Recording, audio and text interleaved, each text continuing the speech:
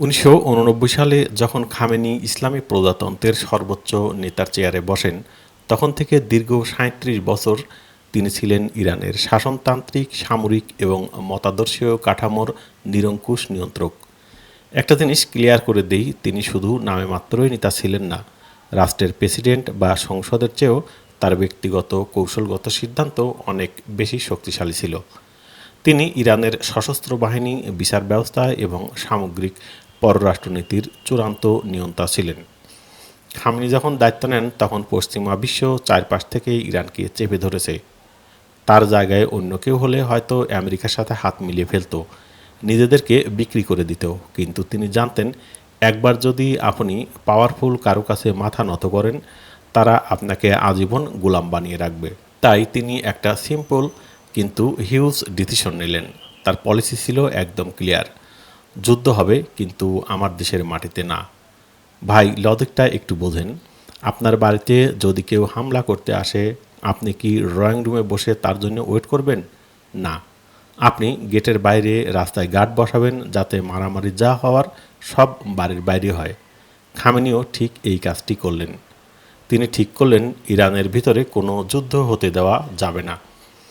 তিনি বুঝতে পারলেন, আমেরিকার মতো বিশাল মিলিটারির সঙ্গে লড়তে হলে তাদের স্টাইলে খেলা যাবে না, নিজেদের রুলস বানাতে হবে। আর সেখান থেকেই জন্ম নিল আধুনিক মিলিটারি হিস্ট্রির সবচেয়ে জিনিয়াস আইডিয়া, যেটাকে বলতে পারেন অ্যাসিমেট্রিক যুদ্ধ। মানে এমন একটি সিস্টেম যেখানে আপনার অস্ত্র ছোট হতে পারে, কিন্তু আপনার ব্রেইন গেম দিয়ে আপনি বড় শত্রুকেও বোকা বানাতে পারবেন। খামেনি নিজেকে কোনো সাধারণ পলিটিশিয়ানের জায়গায় রাখেননি। তিনি প্রমাণ করেছিলেন যে তিনি আন্তর্জাতিক ভূরাজনীতির এমন একজন টাইটান, যার একক সিদ্ধান্তের উপরে গোটা মধ্যপ্রাচ্যের স্থিতিশীলতা নির্ভরশীল। তিনি একা হাতে যে সাম্রাজ্য গড়ে তুলেছিলেন, তার লেভেলটা দেখলে আপনার মাথা ঘুরে যাবে। খামেনির কৌশলগত বুদ্ধিমত্তা এবং স্ট্র্যাটেজিক ব্রিলিয়ান্স এর সবচেয়ে বড় প্রমাণ হলো তার অ্যাক্সিস অফ রেসিস্ট্যান্স বা প্রতিরোধ বলয়। পশ্চিমা বিশ্ব এবং ইসরায়েলের বিরুদ্ধে তিনি ছিলেন এই বলয়ের শীর্ষ রূপকার বা অ্যাপেক্স আর্কিটেক্ট। নর্মাল মিলিটারিতে কি হয়? একটা সেন্ট্রাল হেডকোয়ার্টার থাকে, জেনারেলরা সেখান থেকে অর্ডার দেয় আর বাকিরা সবাই সেটা শোনে। কিন্তু খামেনি ছিলেন অনেক দূরদর্শী।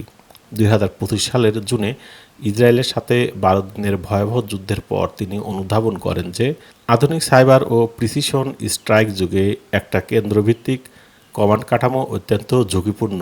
আমেরিকা যদি কোনোভাবে হেড অফিসে একটা বোমা মেরে দেয়, তাহলে পুরো মিলিটারি লিডারলেস হয়ে যাবে। তাই তিনি তার পুরো সিস্টেমটাকে ঢেলে সাজালেন। তিনি এই নেটওয়ার্ককে একটি নেটওয়ার্ক অফ নেশনস বা বিকেন্দ্রীকৃত জোটে রূপান্তরিত করলেন। এর মানে হলো, তিনি পুরো পাওয়ারটাকে ডিসেন্ট্রালাইজড করে দিলেন।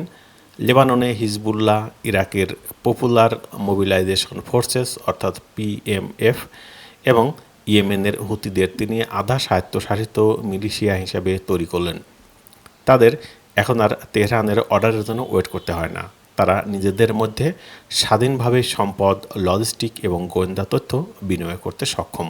খামেনি এই জোটের মতাদর্শকে একটি ডক্ট্রিন অফ এন্ডুরেন্স বা দীর্ঘমেয়াদী টিকে থাকার মতাদর্শে কনভার্ট করলেন। ভাই, জাস্ট লেভেলটা চিন্তা করেন। তার একটা ডিরেকশনের কারণে হিজবুল্লাহ নিজেদের একটি স্বয়ংসম্পূর্ণ সামরিক শিল্প খাত বা ইন্ডাস্ট্রিয়াল রিকভারি গড়ে তোলে, আর ইয়েমেনের হুতিরা পুরো অঞ্চলের জন্য লজিস্টিক এবং প্রশিক্ষণ হাব হয়ে ওঠে।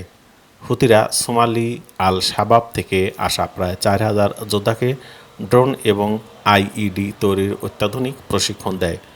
মানে তার বানানো সাম্রাজ্য শুধু মিডল ইস্টেই থেমে নেই, সেটা হর্ন অফ আফ্রিকা পর্যন্ত বিস্তৃত হয়েছিল। এটাই হলো একজন সত্যিকারের মাস্টার মাইন্ডের ভিশন। এখন আপনার মনে হতে পারে, ভাই, এত বড় নেটওয়ার্ক চালাতে তো বিলিয়ন বিলিয়ন ডলার লাগে। আমেরিকা তো ইরানের ব্যাংকিং সিস্টেম লক করে দিয়েছে, হাজার হাজার স্যাংশন দিয়েছে। তাহলে খামেনির কাছে এত টাকা আসলো কোথা থেকে? এই প্রশ্নের উত্তর হলো খামেনি গ্রো জোন বা ধূসর অর্থনীতি। আমেরিকা ভেবেছিল চরম অর্থনৈতিক অবরোধ দিয়ে তারা ইরানকে ভাতে মারতে পারবে, কিন্তু খামেনি তাদের মুখের উপর ছাই দিয়ে বছরে $10 বিলিয়ন বেশি অর্থের একটা সিস্টেম দাঁড় করিয়ে ফেললেন, যা আন্তর্জাতিক নজরদারি ফাঁকি দিতে সক্ষম ছিল। কিন্তু সেটা কিভাবে? তিনি গোস্ট ফ্লিট বা অদৃশ্য জাহাজবহর বানালেন। এই জাহাজগুলো যখন সমুদ্রে যেত, তারা তাদের ট্র্যাকিং সিস্টেম বা এআই বন্ধ করে দিত। ভুয়া ম্যানিফেস্টো তৈরি করে এবং অফশোর ইন্স্যুরেন্সের ফাঁকফোকর কাজে লাগিয়ে তারা ডিরেক্ট চীনে তেল সরবরাহ করত। আর এই বিপুল তেলের টাকাগুলো ডিরেক্ট ইরানে না এনে উপসাগরীয় অঞ্চল, পূর্ব আফ্রিকা, হংকং এবং মালয়েশিয়াতে অবস্থিত শত শত ফ্রন্ট কোম্পানির মাধ্যমে আইআরজিসি, কুদস ফোর্স এবং তাদের আঞ্চলিক প্রক্সি গোষ্ঠীগুলোর হাতে পৌঁছে দেওয়া হতো। খামেনি তার 2024 সালের নওরোজ ভাষণে এই গেমটার নাম দিয়েছিলেন অর্থনৈতিক জিহাদ এবং জিহাদি ব্যবস্থাপনা। তার এই লজিকের কারণে ইরাকে পিএমএফ নিয়ন্ত্রিত কোম্পানি চীনের চায়না মেশিনারিজ ইঞ্জিনিয়ারিং কর্পোরেশন এর সাথে চুক্তি করে ইরাকের রাষ্ট্রীয় সম্পদের উপর স্টেট ক্যাপচার বা নিরঙ্কুশ নিয়ন্ত্রণ নিয়ে নেয়। অন্যদিকে লেবাননে হিজবুল্লাহ, কার্দ আল হাসান এর মতো প্রতিষ্ঠানের মাধ্যমে শত শত বিলিয়ন ডলারের সহায়তা দিয়ে সমাজের প্রান্তিক জনগোষ্ঠীর উপরে নিয়ন্ত্রণ প্রতিষ্ঠা করে। পশ্চিমা বিশ্ব স্যাংশন দিয়েও তার একটি চুলও বাঁকা করতে পারেনি। আমেরিকার কাছে পৃথিবীর সেরা ফাইটার জেট, খামেনি সেটা জানতেন। আমেরিকার সাথে আকাশে ফাইট করতে যাওয়া মানে বোকামি। তাই তিনি আকাশের ফাইট বাদ দিয়ে পেনাল্টি বা পানিশমেন্ট, ডিটারেন্স বা শাস্তিমূলক প্রতিরোধের নীতি গ্রহণ করলেন। তিনি সিদ্ধান্ত নিলেন, আমি এমন কিছু বানাবো যেটা সস্তা, কিন্তু এত বেশি বানাবো যে আমেরিকার ডিফেন্স সিস্টেম সেটা আটকাতে আটকাতে পাগল হয়ে যাবে। আর এখান থেকে শুরু হয় তার মিসাইল আর ড্রোন বিপ্লব। 2026 সালের জানুয়ারি মাসের গোয়েন্দা তথ্য অনুযায়ী ইসরায়েলি বিমান হামলায় বিপুল ক্ষতি হওয়ার পরেও ইরানের কাছে প্রায় 1500টি অত্যাধুনিক ব্যালিস্টিক মিসাইল এবং 200টি লাঞ্চার মজুদ ছিল। খামেনি লিকুইড ফুয়েলের বদলে কঠিন জ্বালানি বা সলিড প্রোপেল্যান্ট প্রযুক্তি আনলেন, যার ফলে মিসাইল লঞ্চ করতে কয়েক মিনিট মাত্র সময় লাগে এবং রাডারকে ফাঁকি দেওয়া যায়। তার বানানো খুররম শাহ 4 মিসাইলের পাল্লা 2000 থেকে 3000 কিলোমিটার এবং ফাত্তা এক হাইপারসনিক মিসাইল যার রেঞ্জ 1400 কিলোমিটার। আর ড্রোন, ভাই এটা তো পুরোই একটা মাস্টার ক্লাস। প্রথাগত বিমান বাহিনীর দুর্বলতা বুঝে তিনি ড্রোন বা আনম্যান্ড এরিয়াল ভেহিকেল অর্থাৎ ইউএভি প্রযুক্তিকে ইরানের অ্যাসিমেট্রিক যুদ্ধনীতির মূল হাতিয়ারে পরিণত করেন। শাহেদ এবং মুজাহের ড্রোনগুলো এত কম খরচে বানানো যে পশ্চিমা বিশ্ব পাগল হয়ে যেত। ভাবুন তো, 2026 সালের ফেব্রুয়ারিতে মার্কিন সেনাবাহিনীর অত্যাধুনিক পঞ্চম প্রজন্মের F-35 ফাইটার জেট দ্বারা একটি শাহেদ 139 ড্রোন ভূপাতিত করার ঘটনা ঘটে। মানে হচ্ছে কয়েক হাজার ডলারের একটা ড্রোন মারতে কোটি কোটি টাকার ফাইটার জেট আর মিসাইল ইউজ করতে হচ্ছে। এই বিশাল সামরিক সক্ষমতা ধরে রাখতে খামেনি 2026 সালের জন্য প্রতিরক্ষা বাজেটে 145% বৃদ্ধি করে প্রায় $9.2 বিলিয়ন উন্নীত করেছিলেন। এই গেমটাতেই তিনি আমেরিকাকে মানসিকভাবে হারিয়ে দিয়েছিলেন। খামেনির সবচেয়ে বড় জেদ আর ইচ্ছাশক্তির প্রমাণ হলো তার পারমাণবিক কর্মসূচি। আমেরিকা আর ইসরায়েল যে কোনো মূল্যে এটাকে ধ্বংস করতে চেয়েছিল। 22 June 2025 America operation midnight hammer নামে একটা ভয়াবহ সামরিক অভিযান চালায়। মার্কিন যুক্তরাষ্ট্রের 7টি অত্যাধুনিক B-2 স্টিলথ বোম্বার বিমান ফোর্দা, নাতানজ এবং ইস্পাহানের সুরক্ষিত পারমাণবিক স্থাপনায় 14টি 30,000 পাউন্ড ওজনের ম্যাসিভ অর্ডিন্যান্স পেনিট্রেটর বা জিবা-57 বাংকার ব্লাস্টার বোমা নিক্ষেপ করে।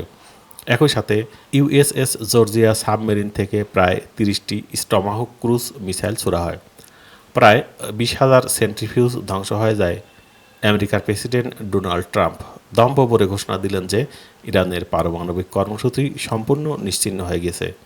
কিন্তু তারা এই লিডারকে চিনতে ভুল করেছিলেন। খামেনি হার মানার পাত্র ছিলেন না।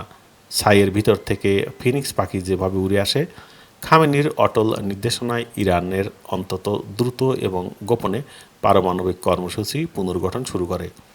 2026 সালের শুরুর দিকে আন্তর্জাতিক পর্যবেক্ষকেরা নিশ্চিত করেন যে ইরান সফলভাবে 60% মাত্রার ইউরেনিয়াম সমৃদ্ধকরণ কাজ অব্যাহত রেখেছে। এই আপোষহীন প্রমাণ করে যে ধ্বংসের যজ্ঞের মুখেও তিনি তার কৌশল থেকে এক চুলও বিচ্যুত হননি। ভাই, এই লেভেলের ডেডিকেশন আর জেদ যার থাকে, তাকে আপনি সামনাসামনি যুদ্ধে কিভাবে হারাবেন? লজিক্যালি চিন্তা করলে এটা অলমোস্ট ইম্পসিবল। এতক্ষণ আমরা যা দেখলাম তাতে একটা জিনিস ক্লিয়ার, আয়াতুল্লাহ খামেনি ছিলেন একজন ব্রিলিয়ান্ট মাইন্ড, যাকে টেক্কা দেওয়ার মতো স্ট্র্যাটেজিক পশ্চিমা বিশ্বের খুব কমই ছিল। আমেরিকা আর ইসরায়েল খুব ভালো করেই বুঝে গিয়েছিল যে এই লোকটাকে সামনাসামনি ফাইট করে বা পলিসি দিয়ে তাকে হারানো সম্ভব নয়। তার ইকোনমিক হ্যাক করা যাচ্ছে না, তার মিলিটারি ধ্বংস করা যাচ্ছে না, তার ড্রোন আর মিসাইল কোনোভাবে ঠেকানো যাচ্ছে না। তাহলে তাদের হাতে আর কি অপশন ছিল? আপনি যখন শত্রুর ব্রেইনের সাথে পেরে উঠবেন না, তখন আপনি কাপুরুষের মতো কাজ করেন। ২৮ ফেব্রুয়ারি ২০২৬-এর অপারেশন এপিক ফিউরিতে ঠিক সেটাই ঘটেছিল। তারা জানতো এই সিংহকে দিনের আলোতে হারানো যাবে না, তাই তারা রাতের অন্ধকারে পুরো একটা দেশের উপরে ধ্বংসযজ্ঞ চালায়। খামেনির মৃত্যুর পর ইরানের সংবিধানে বর্ণিত ক্ষমতা হস্তান্তর প্রক্রিয়া অনুযায়ী একটি অস্থায়ী লিডারশিপ কাউন্সিল গঠিত হয়, যেখানে প্রেসিডেন্ট মাসুদ পেজেশকিয়ান এবং প্রধান বিচারপতি গুলাম হোসাইন মোহসেনি এজে ছিলেন। খামেনির মতো একজন নেতার অনুপস্থিতি আন্তর্জাতিক কূটনীতিতে গভীর শূন্যতা তৈরি করে। আমেরিকা আর ইসরায়েল ভেবেছিল তারা জিতে গেছে, কিন্তু তারা এটা বুঝতে পারেনি যে খামেনির মৃত্যুর পর কী হবে সেই সিস্টেমটাও আগের থেকেই তিনি রেডি করে রেখে গিয়েছিলেন। খামেনির মৃত্যুর মাত্র কয়েক ঘন্টার মধ্যে গোটা বিশ্ব অবলোকন করে তার হাতে গড়া সামরিক কাঠামোর স্বয়ংক্রিয় ধ্বংসলীলা। ১ মার্চ ২০২৬ তারিখে আইআরজিসির খামেনির হত্যার বদলা নিতে শুরু করে অপারেশন ট্রুথফুল প্রমিস 4। খামেনির তৈরি করা সেই বিকেন্দ্রীকৃত ফোর্স যা কারো অর্ডারের জন্য ওয়েট করে না, তারা ডিরেক্ট কাউন্টার অ্যাটাক শুরু করলো। এই অভিযানে শুধু ইসরায়েল নয়, মধ্যপ্রাচ্যের ৬টি আরব দেশে অবস্থিত মার্কিন সামরিক ঘাঁটিগুলোতে সরাসরি লক্ষ্যবস্তু করা হয়। শুধু সংযুক্ত আরব আমিরাতের দিকেই ১৩৭টি ব্যালিস্টিক মিসাইল এবং ২০৯টি কামিকাজে ড্রোন নিক্ষেপ করা হয়।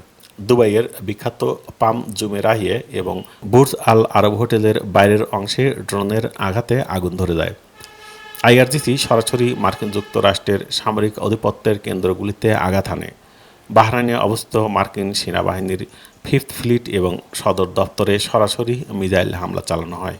কাতারের সবচেয়ে বড় মার্কিন সামরিক ঘাঁটি আল উদিদ এসাস বেস এবং কুয়েতের বিমান ঘাঁটিতেও ড্রোন ও মিসাইল নিক্ষেপ করা হয়। কুয়েত আন্তর্জাতিক বিমানবন্দরে ড্রোন আঘাতে ১২ জন মারাত্মকভাবে আহত হয়। ইসরায়েলের তেল আবিবে ব্যালিস্টিক মিসাইল আঘাত হানে। উপসাগরীয় অঞ্চলের এভিয়েশন বা বিমান পরিবহন খাত সম্পূর্ণরূপে ভেঙে পড়ে এবং ১১টি দেশের আকাশসীমা বন্ধ করে দেওয়া হয়। আর সবচেয়ে বড় ধাক্কাটা আসে বিশ্ব অর্থনীতিতে। পশ্চিমা হামলায় তাৎক্ষণিক প্রতিক্রিয়ায় আইআরজিসি বিশ্বের অন্যতম গুরুত্বপূর্ণ সামগ্রিক রুট হরমুজ প্রণালী সম্পূর্ণরূপে বন্ধ করে দেয়। এটাই এমন একটা চেকপয়েন্ট যার মধ্যে দিয়ে বিশ্বের তেলের প্রায় ২০% পরিবাহিত হয়। সাথে সাথেই ব্রেন্ট ক্রুড ব্যারেল প্রতি $৬১ থেকে এক লাফে $৭৩ ছাড়িয়ে যায়। ইউরোপ এবং এশিয়ার জ্বালানি এবং পরিবহন খাতে ভয়াবহ মুদ্রাস্ফীতির আশঙ্কা দেখা দেয়। লেবানন থেকে শুরু করে আরব দেশগুলোতে প্যানিক তৈরি হয়। লেবাননে গ্যাস স্টেশনে গাড়ির সারি এবং সুপার মার্কেটগুলো ফাঁকা হয়ে যায়। খামেনি হয়তো শারীরিকভাবে আর এই পৃথিবীতে নেই, কিন্তু তার লিগাসি, তার তৈরি করা ফাঁদ মৃত্যুর পরও পশ্চিমা বিশ্বকে জিম্মি করে রাখলো। পাওয়ার বা ক্ষমতা মানে কি? ক্ষমতা মানে এই না যে আপনার কাছে কয়টা ফাইটার জেট আছে বা আপনার কাছে কত বিলিয়ন ডলার আছে। রিয়েল পাওয়ার হলো এমন একটা সিস্টেম তৈরি করে যাওয়া, এমন একটা রেসিলিয়েন্স বা ঘুরে দাঁড়ানোর ক্ষমতা তৈরি করা যেটা আপনার শত্রুরা কোনোদিন কল্পনা করতে পারে না। আয়াতুল্লাহ খামেনিকে হয়তো তারা রাতের অন্ধকারে কাপুরুষের মতো ফিজিক্যালি মেরে ফেলেছে। তারা হয়তো ভেবেছে বাংকার ব্লাস্টার বোমা দিয়ে একটা বিল্ডিং ধ্বংস করে তারা একটা দেশের মনোবল ভেঙে দেবে, কিন্তু তারা এটা বুঝতে ব্যর্থ হয়েছে যে আইডিওলজি বা আদর্শকে কখনোই বোমা মেরে উড়ানো যায় না। খামেনি প্রমাণ করে গেছেন যে একা একটা মানুষ যদি নিজের দেশের জন্য, নিজের আদর্শের জন্য ব্রেন খাটিয়ে শক্ত হয়ে দাঁড়ায়, তাহলে পৃথিবীর সবচেয়ে বড় পরাশক্তিকেও ঘাম ছুটিয়ে দেওয়া সম্ভব। ১৯৮৯ সাল থেকে ২০২৬ সাল পর্যন্ত তার এই ৩৭ বছরের শাসনকালই প্রমাণ করে যে তিনি কেবল একটি রাষ্ট্রের শাসকই ছিলেন না, তিনি ছিলেন আধুনিক ভূ-রাজনীতির এক অজেয় টাইটান, ক্ষমতার সর্বোচ্চ শিখরে অধিষ্ঠিত এক অধিপতি।